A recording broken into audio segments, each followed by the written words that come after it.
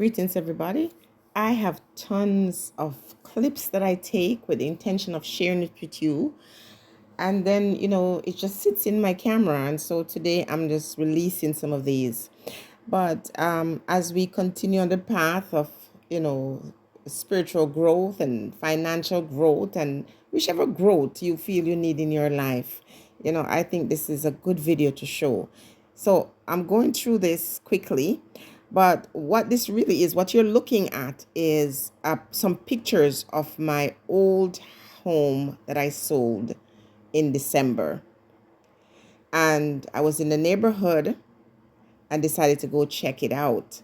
Now, this picture that you're looking at right now is a picture of my garden last year or the year before. And you see those pictures at the front? My previous home, because it's no longer my home. I don't have control over what someone wants to do with their own home. I am just saying that in a mere few months, and I'm just counting from the spring, because you can't do anything in the winter, from the spring months until this time, and it wouldn't be August because I was there last month. What I saw really broke my heart, but it also bring about a message that I want to deliver to the people today. You see, when you're blessed, you're blessed.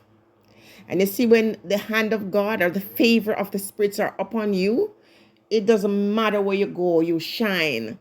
It doesn't matter what is happening behind the scenes. You are going to stand out and stand up in spaces that normally you wouldn't be able to. Okay?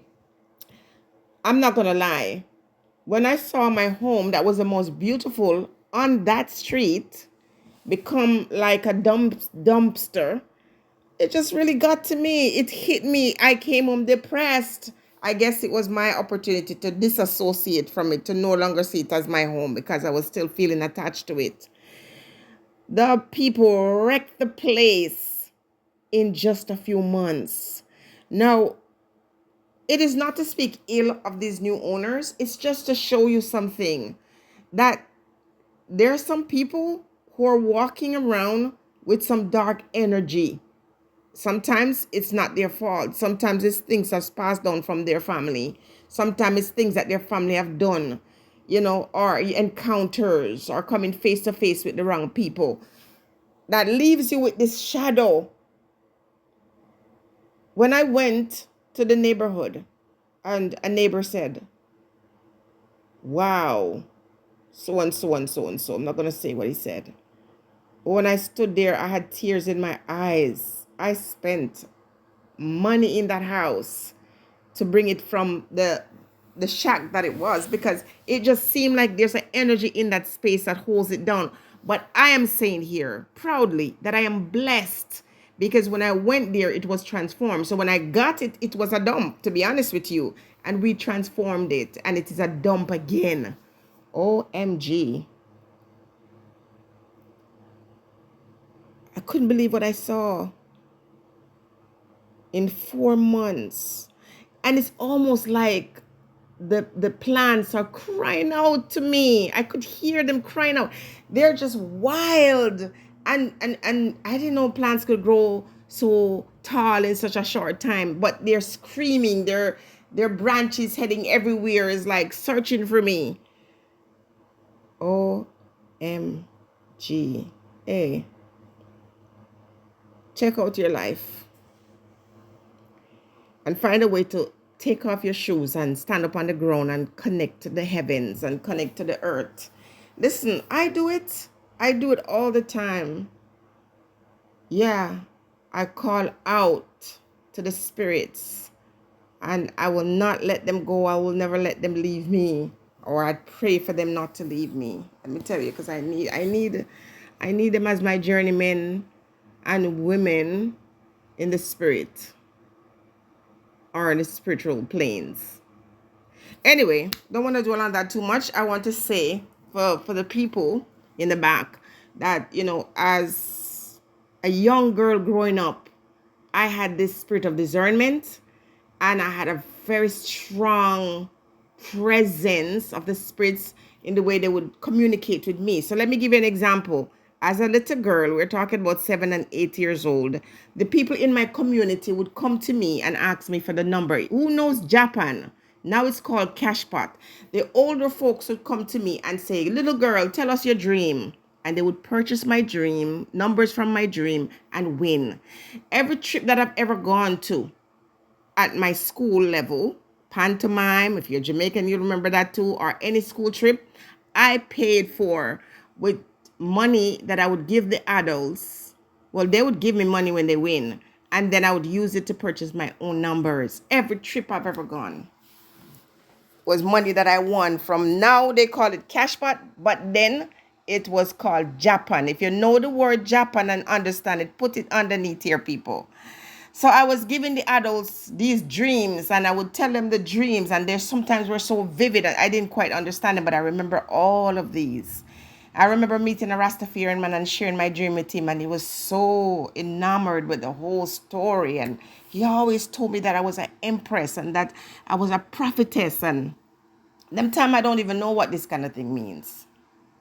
But I also always had a fierce spirit.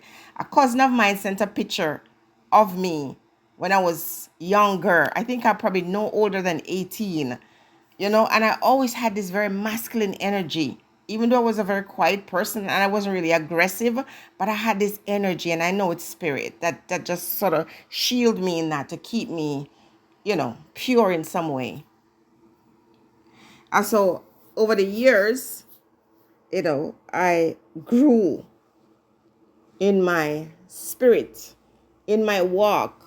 It took a long time for me really to trust what I'm hearing and to not be ashamed of it. I remember it was on YouTube that I came one day. I remember doing the circle of salt. I was tested to do that thing. I didn't want to do it. And a lot of persons unsubscribed from my channel when I did that circle of salt. Yeah, that you got to be some high kind of witch, This is what people say when you're doing that type of thing. But the spirit challenged me to say, I'm going to ask you to do this. And if you don't, and this is how I want you to do it. And I cried tears. I went to my husband and said, I don't want to do it. That's going to make me look bad. And he says, you have to do it. And so over time, I learn the ways of the spirit. And I'm learning. I don't know everything. I'm learning. And I'm more open because, listen, some of the things that they demonize about our African spirituality is something that even me, who has spent more than 20 years in the church, struggle with. The first time an African sister showed me her altar, it freaked me out. Because anything we don't know, we tend to judge. Yeah, but when you know you're spiritual, be proud of it. Don't be ashamed of it. And when the Spirit sends you to do things that you're going to be challenged, and the things they're going to ask you to do, oh my gosh, if you hold any religious feelings that negate African spirituality, you're not going to want to do it. But me, not me, I will not do that. I will say things even when I don't necessarily mean it. I would encourage the people to call me an Obia woman if they wish, because it does not bother me. Because if tapping into the African spirituality means that, then I'm okay with it. If my ancestors, I raise my hands to the heavens, and if my ancestors were able to free themselves from the clutches of bondage using, nature and the ancestors' true knowledge that is imparted to other people who are now using it against our community. If people are against that, I have no problem. What I notice with Christian people, in order to tell themselves that they're good, the only thing they can talk about is Obia or talk about whatever. That is their claim to purity. Some of the most wickedest people on earth who are in the church doing some devious things in this world, their claim to truth and righteousness is to say that they're not Obia people, they're not whatever. Yet the very Bible that they're using every day, these hypocrites, they're not reading the Bible, they're just listening to a man telling them who God is, because it's riddled. The Bible is riddled with incantation. It is riddled with magical words that can free you, and you.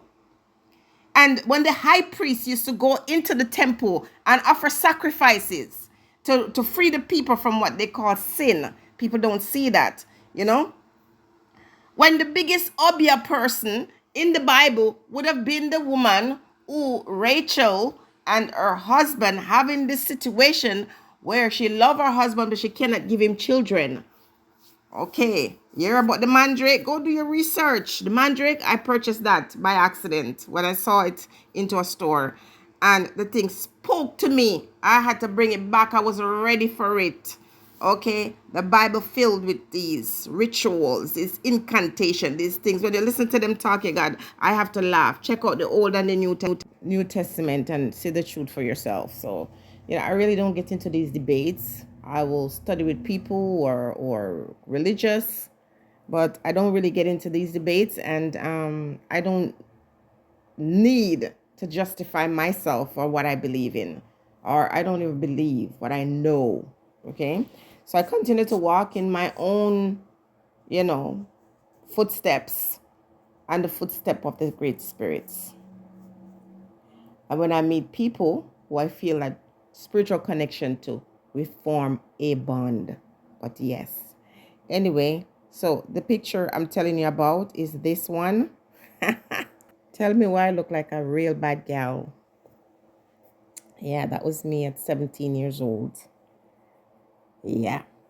Anyway, talk to me, people.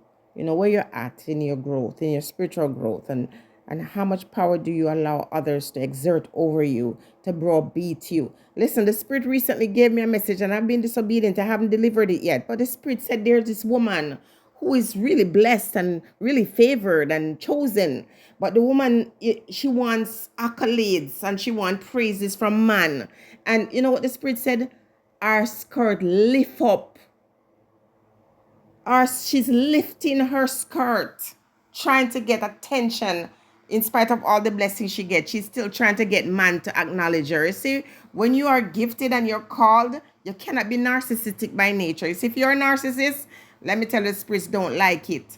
Spirit not happy with me right now to call her name, because I see a lot of good things about her. And I know when I give that message, she's not going to like it. The Spirit said, your skirt, your frock tail, raising over your head, woman, looking for accolades, looking for praise, looking for the respect of man, as opposed to the blessings that you're already receiving from the Most High. Anyway, guys, stay tuned and stay blessed.